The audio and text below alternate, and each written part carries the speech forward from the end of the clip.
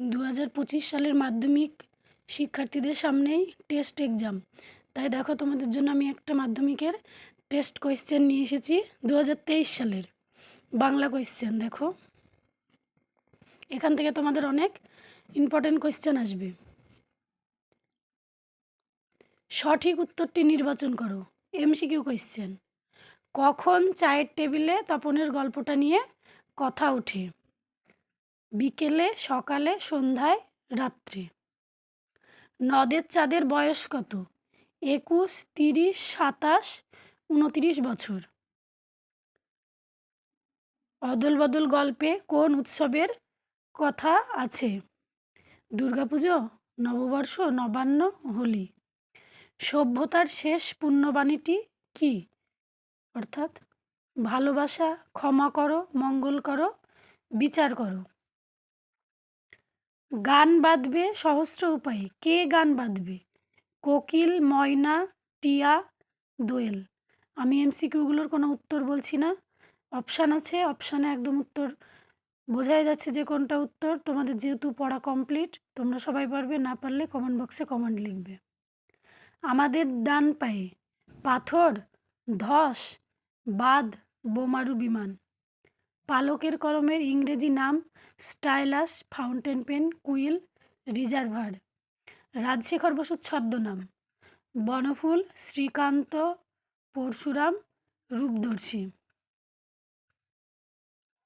চীনারা চিরকালই লেখার জন্য ব্যবহার করে আসছে। কি ব্যবহার করে চীনারা লেখার জন্য? তুলি, হাড়, শলাকা, নলখাগড়া। অনুসর্গের দৃষ্টান্ত হলো, দৃষ্টান্ত মানে উদাহরণ। অনুসর্গের উদাহরণ: জন্য, খানা, তব্য, গাছা। শাক বাজছে, কি বাচ্চ? বাচ্চ নির্ণয় করতে এটা ভাবতে হবে যে বাক্যে, দেখো বাক্যে যা বলতে চেয়েছে, শাক বাজছে।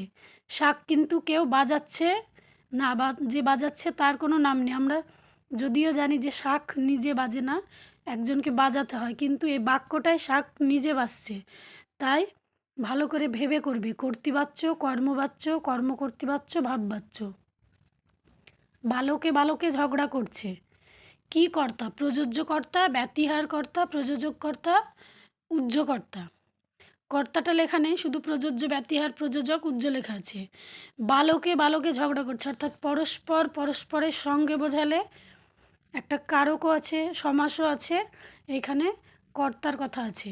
তাহলে কী হবে ভেবে করবে। প্রথাগত ব্যাসবাক্য হয় না কোন সমাসে? প্রথাগত মানে ব্যাসবাক্যের যে নিয়ম, সেই নিয়ম অনুযায়ী ব্যাসবাক্য হয় না কোন সমাসে? দ্বন্দ্ব, বহুব্রীহি, নিত্য, অব্যয়ীভাব। জয়ধ্বনি পদটি কোন সমাসের উদাহরণ? জয়ধ্বনি, তাহলে এখানে শুধু সমাসের নামটা দেওয়া আছে। দেখো, দ্বিগু, তৎপুরুষ, কর্মধারায়, বহুব্রীহি। তাহলে এটা তোমরা ব্যাসবাক্য করলেই বুঝতে পারবে। জয় সূচক ধ্বনি, তাহলে কি সমাস হবে তোমরা পড়বে। নির্দেশক বাক্য কয় প্রকার? 2, 3, 4, 5।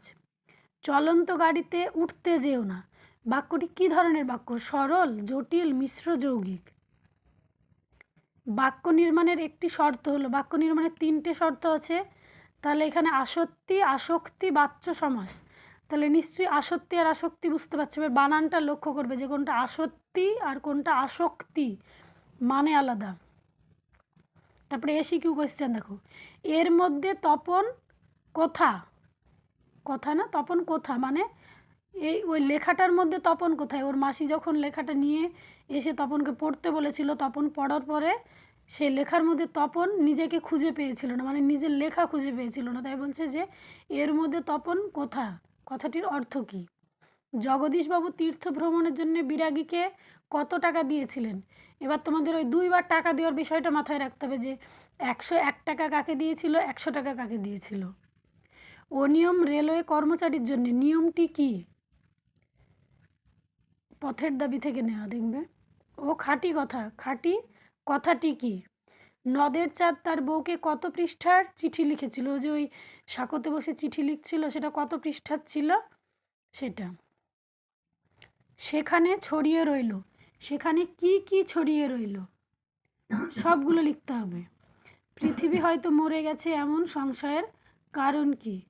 এলো ওরা লোহার হাতকড়ি নিয়ে, ওরা কারা?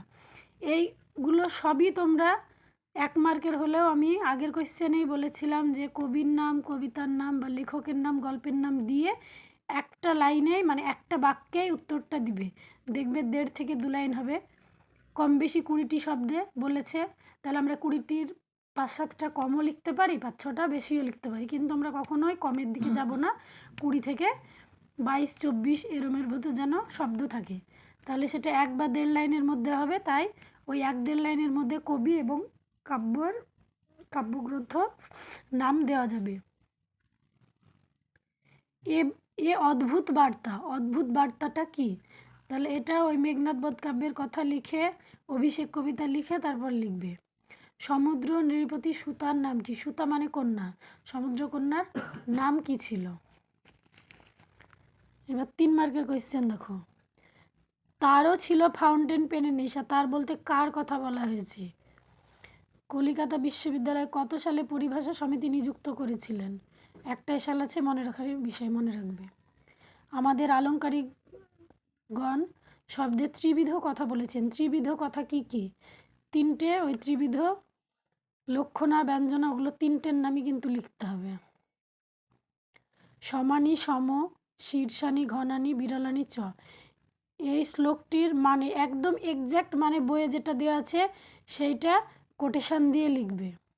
সমধাতুজ কর্ম কাকে বলে? আমি আগের কোয়েশ্চেনেও তোমাদেরকে বলেছিলাম যে সমধাতুজ কর্তা, সমধাতুজ করণ আর সমধাতুজ কর্ম, এই 3টে জিনিসকে যখন পাশাপাশি একসঙ্গে রেখে মনে মুখস্থ করবে যে কোনটার কর্মকর্তা একই ধাতু থেকে উৎপন্ন হচ্ছে, হ্যাঁ, এভাবে মনে রাখলে তোমাদের ওই 3টে সংজ্ঞায় পারবে। তাই একটা সংজ্ঞা এখানে প্রশ্ন এসেছে, কিন্তু তোমরা 3টে সংজ্ঞায় দেখে রাখবে, 3টের উদাহরণই তোমরা দেখে রাখবে। যখন পড়বে না মোর পায়ের চিহ্ন এই বাটে, কারক ও বিভক্তি নির্ণয় করো। এটা যেহেতু একটা লাইন, গানের লাইন, তাই এই বাটে মানে তোমরা আগে সঠিক জানবে। বাটে মানে জেনে তারপর কারক বিভক্তি নির্ণয় করবে, তাহলে দেখবে যে ভুল হবে না। গৌর অঙ্গ যাহার, তাহলে সমাসবদ্ধ করে সমাসের নাম লিখতে বলেছে। তাহলে প্রথমে গৌরাঙ্গ শব্দটা লিখতে হবে, তারপর কি সমাস সেটা লিখতে হবে। একশেষ দ্বন্দ্বের একটি উদাহরণ দাও। একটা উদাহরণ লিখে একশেষ দ্বন্দ্বটা 1 লাইনে বুঝিয়ে লিখবে। উদ্দেশ্য সম্প্রসারকের একটি উদাহরণ দাও। একটা বাক্য লিখবে, দিয়ে উদ্দেশ্যের সঙ্গে একটা সম্প্রসারক যোগ করবে, তারপরে উদ্দেশ্য সম্প্রসারকের তলায় দাগ দিবে, দাগ দিয়ে উদ্দেশ্য সম্প্রসারক লিখবে।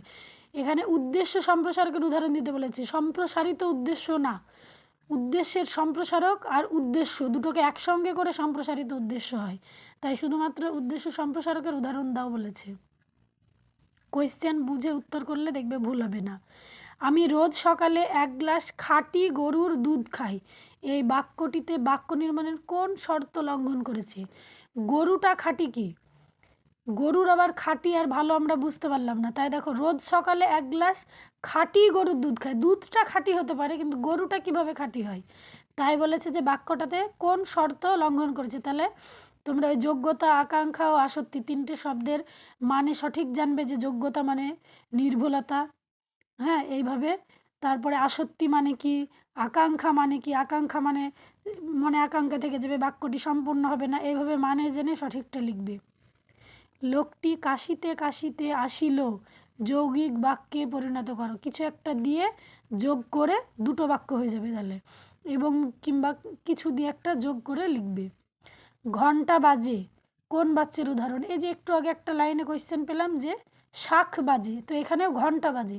তোমরা জানো স্কুলে তোমরা সবাই পড়ো যে স্কুলে ঘন্টাটা বাজে, নিশ্চয়ই একজন ব্যক্তি সেই ঘন্টাটা বাজায়, কিন্তু এখানে আমরা ঘন্টা নিজে নিজে বাজছে, এই বাক্যটার মধ্যে আমরা পাচ্ছি যে ঘন্টা নিজে বাজছে, তাই এটা কোন বাচ্চার উদাহরণ লিখবে। যেমন ধরো আমি একটা বাক্য বলি যে বাজার বসে, বাজার কখনো একা বসতে পারে না, কোনো ব্যক্তি নিয়ে গিয়ে বাজার বসায়, কিন্তু বাজার বসে বাক্যটাতে বাজার নিজেই বসছে। তপন গড়গড়িয়ে পড়ে যায়, ভাববাচ্যে পরিণত করো। সম্বন্ধ পদ কারক নয় কেন? তাহলে সম্বন্ধ পদ ও সম্বোধন পদ অকারকের মধ্যে পড়ছে কেন? তাহলে ওরা কারকের মধ্যে পড়ছে না, তাহলে কারকের সংজ্ঞাটা মনে করতে হবে যে বাক্যের ক্রিয়াপদের সঙ্গে অন্যান্য পদের অর্থগত সম্পর্ককে কারক বলে। তাহলে নিশ্চয়ই সম্বন্ধ পদে বাক্যের ক্রিয়াপদের সঙ্গে অন্যান্য পদের কোনো অর্থগত সম্পর্ক থাকে না, তাই সম্বন্ধ পদকে কারক বলা হয় না, তাহলে সেটাকেই সাজিয়ে গুছিয়ে লিখবে। এই যে প্রসঙ্গ নির্দেশ সহ কম বেশি 60টি শব্দ, এই টেস্টের কোয়েশ্চেন সেম মাধ্যমিকের লেভেলেরই হয়। মাধ্যমিকে যেমন যেমন নম্বর বিভাজন হয় সেই রকমই আছে। দেখো তো 3 মার্কের প্রসঙ্গ নির্দেশ মানে উৎস, ব্যাখ্যা বিশ্লেষণ, হ্যাঁ কী প্রসঙ্গে কথাটি বলেছে তারপরে ব্যাখ্যা বিশ্লেষণ করতে হবে। নদের চাঁদের ভারী আমেদ বোধ হইতে লাগিল, কী কারণে নদের চাঁদের এমন অবস্থা হয়েছিল, তাহলে এই লাইনটা কোথা থেকে নেওয়া হয়েছে, কার লেখা, সেটা লিখে তারপরে কখন ওর আমোদ বোধ হতে লেগেছিল একটা লাইনে কখনটা লিখে তারপরে এই কারণটা লিখবে, কারণটাই হলো ব্যাখ্যা। নিজের এই পাগলামিতে যেন আনন্দই উপভোগ করে, কার কথা বলা হয়েছে, তার পাগলামিটা কি, এটাও সে নদের চাঁদ থেকেই দিয়েছে, পরপর দুটোই দিয়েছে। পঞ্চকন্যা পায়লা চেতন, এই কোয়েশ্চেনটা এত ইম্পর্টেন্ট যে পঞ্চকন্যা কারা, তারা কিভাবে চেতনায় ফিরে পেল, পরপর দুবার এসেছিল, 22-এও এসেছিল, 23-এও এসেছিল। তোমাদের আমি এর পরের দিন যেহেতু 22-এর কোয়েশ্চেনটা তোমাদের খুব ইম্পর্টেন্ট, তাই আমি 22-এর কোয়েশ্চেনটা তোমাদেরকে দেখিয়ে একটু আলোচনা করব। যেহেতু তোমরা এবার 25 শিক্ষাবর্ষে দিচ্ছ, অর্থাৎ 24-এ যে কোয়েশ্চেনটা বা 23-এ যে কোয়েশ্চেনটা এসেছিলো তার থেকে 22-এরটা তোমাদের কাছে বেশি ইম্পর্টেন্ট।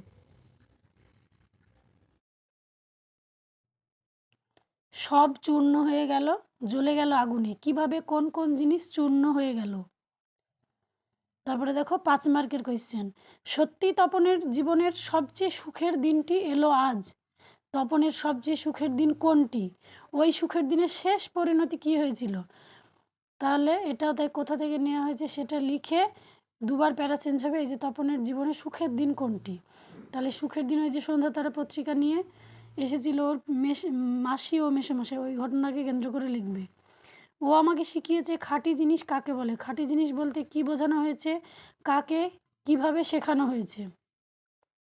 তারপর দেখো একটা যেমন 5 মার্কের করতে হবে গদ্য থেকে, সেরকম পদ্য থেকেও একটা 5 মার্কের করতে হবে। আয় আরও বেঁধে বেঁধে থাকি কবিতায় কবি স্বপ্ন দেখা ও স্বপ্নভঙ্গের যে প্রতিচ্ছবি এঁকেছেন তার নিজের ভাষায় লেখো। বেশিরভাগ ক্ষেত্রেই তোমরা যতগুলো কোয়েশ্চেন তোমরা আলোচনা করবে, মানে যে কোনো সালেরই কোয়েশ্চেন আলোচনা করো না কেন, এই আয় আরও বেঁধে বেঁধে থাকি থেকে যদি 5 মার্কের কোয়েশ্চেন আছে সবগুলোই দেখবা বিষয়বস্তু ভিত্তিক থাকে, অর্থাৎ সারাংশ ভিত্তিক কোয়েশ্চেন থাকে। অভিষেক করিলা কুমারে, করিলা হবে, কুমারকে পাঠ্য কবিতা অবলম্বনে কুমার চরিত্র আলোচনা করো।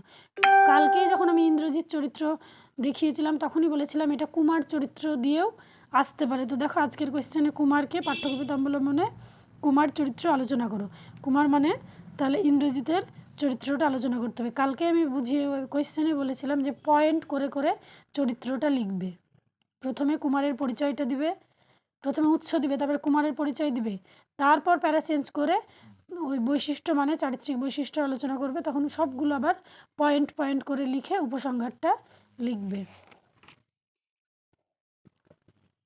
আমার মনে পড়ে প্রথম ফাউন্টেন পেন কেনার কথা, বক্তার প্রথম ফাউন্টেন পেন কেনার ঘটনাটি বিবৃত করো, মানে ফাউন্টেন পেন কেনার দিনের সমস্ত ঘটনা আলোচনা করতে হবে, এটা 5 মার্কের।